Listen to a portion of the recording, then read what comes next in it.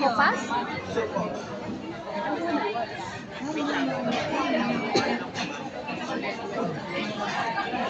Oh, pass the message. Pass the plate pala.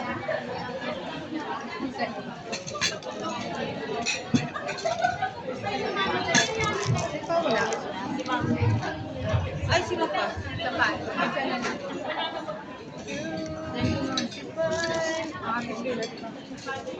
Ay, Ma'am Beng. Ayan na. Okay na po, Ma'am. Pagkat ang nanay ko, hindi na po yami yun.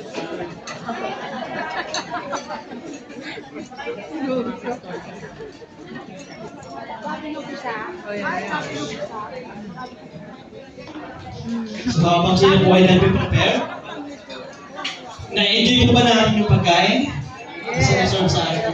Mukhang kayo lang po may bringers dito ah. Dito po wala, lugin. So, habang natin po natin sila, enjoy po natin yung pagkain.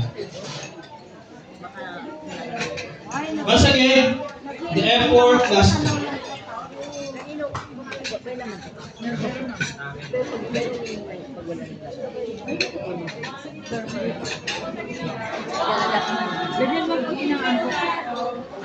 We are walking in the light of God.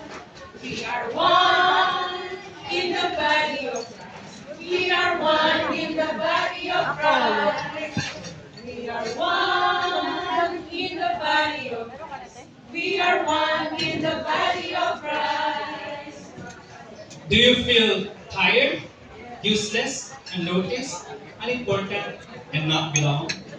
Listen and watch the F4's performance, telling that everybody's playing the important role of God's ministry to achieve the goal.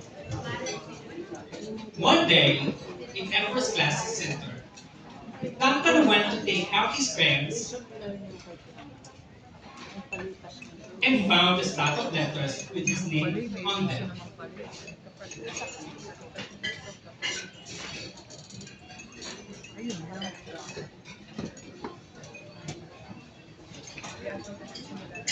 Hey, Duncan. It's me, Red Crayon. We need to talk. You make me work harder than any of your other crayons. All year long, I wear myself out coloring fire engines, apples, strawberries, and everything else that's red. I even work on holidays. I have to color all the Santas and Christmas and all the parts on Valentine's Day. I need a rest and be restored. Your homework friend, Red Rayon.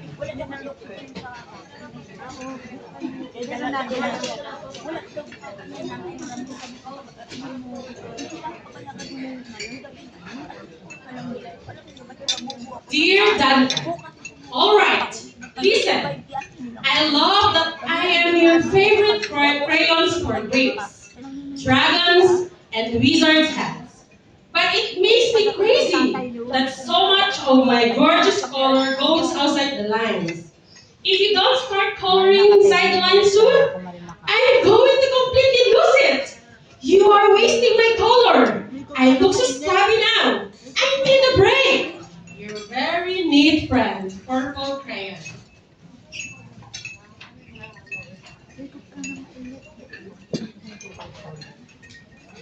Dear Duncan, I'm tired of being called light brown or dark tan because I am neither. I am beige and I'm proud. I'm also tired of being second place to Mr. Brown Crayon. It's not fair that Brown gets all the bears, honeys, and puppies, while all I get is a dinner, turkey, and wheat. If I'm lucky. And let's be honest, when was the last time you saw a kid so excited about coloring wheat? It's not fair. Your beige friend, beige Patanggal friend. naman. Masang-masang mo. Lama.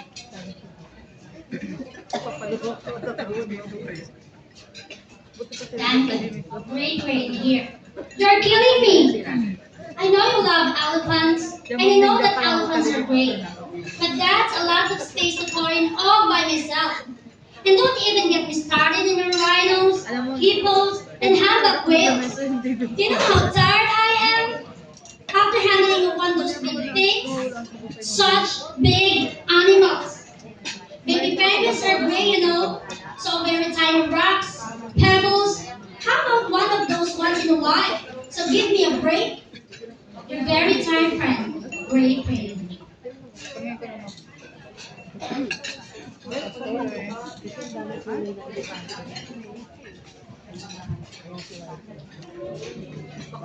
Dear Duncan, you color me? But why? Most of the time, I'm in the same color, but the beach you are using me on white. If you didn't have a black outline, you wouldn't even know I was there. I'm not even rainbow. Kumain ka na, I'm not sumasama only yung ano. used for snow, but filling empty space with other things. Kumain ka na. And it leaves me feeling well, empty. I'm tired.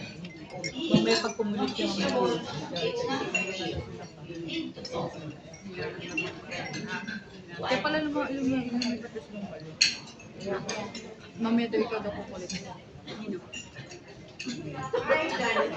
I hate being one with Patay ka. Magsisira ka. Kami ko talaga ko.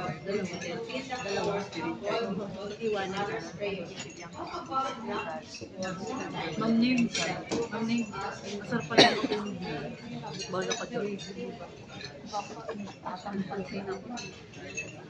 Ang sarap matulog niyan, pinapil ko yun. Dear Duncan, as this crayons, I am writing for two reasons. One is to say that I like my work clothes of crocodiles, trees, and dinosaurs. Alam mo, inisip ko, I have no problem, and wish to congratulate you on a very kasi tabi pala successful kami ng ibig ko, kaya pala ganun yung tulog na. career. Nanginginig. The second reason, I write it for my Kaya na, friends. isa natunog. Yellow crayons, orange crayons, who are no longer speaking to each other. They're fighting. Both crayons feel they should be the color of the sun. Please set them this at once, because they're driving me red of us crazy. Your happy friend, Green Crayon. Nag-cultivate yan. Kasi mga nangarabya. Nakakalma yung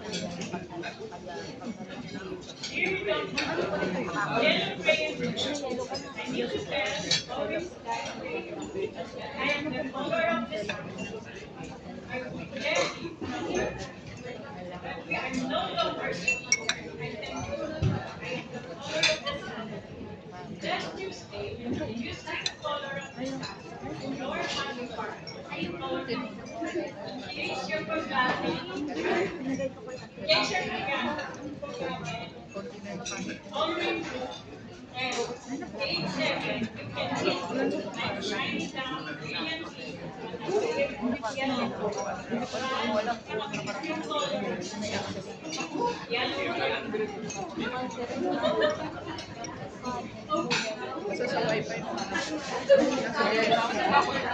Masarado ba po? Wala lang. Robinson na may wifi.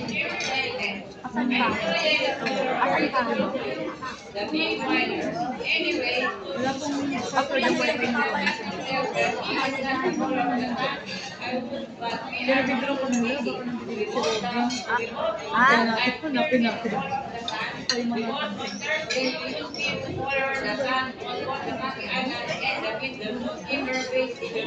Akala ko pag hindi namin, pag namin.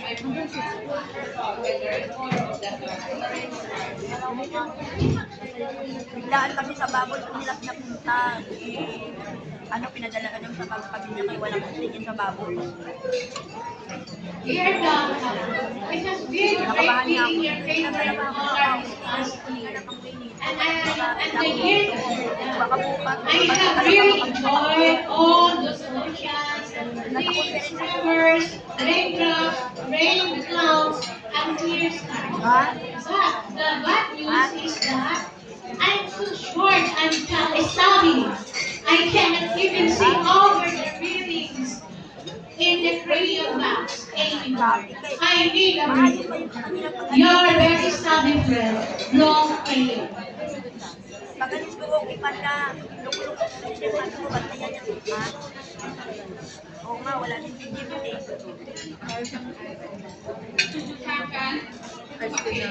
Patulong na lang nga siya. You should not use the one of us here. It's because you think I am a person.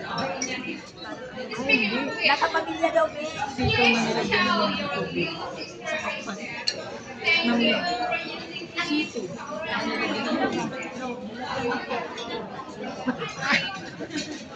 You know, kasi klasa niya.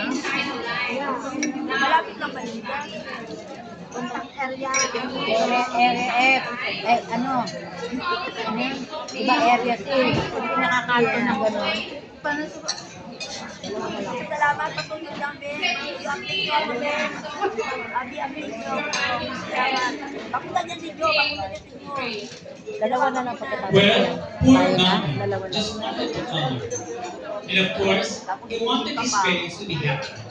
And that gave him an idea. Duncan restored all the colors and gave them a break.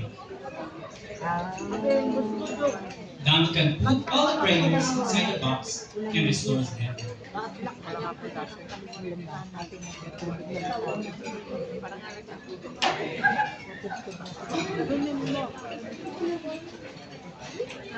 Isa sila.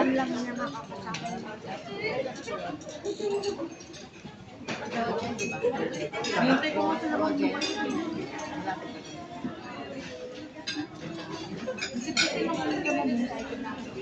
When Duncan showed his teacher his new art, his teacher was pleased. Thanks to all my great friends.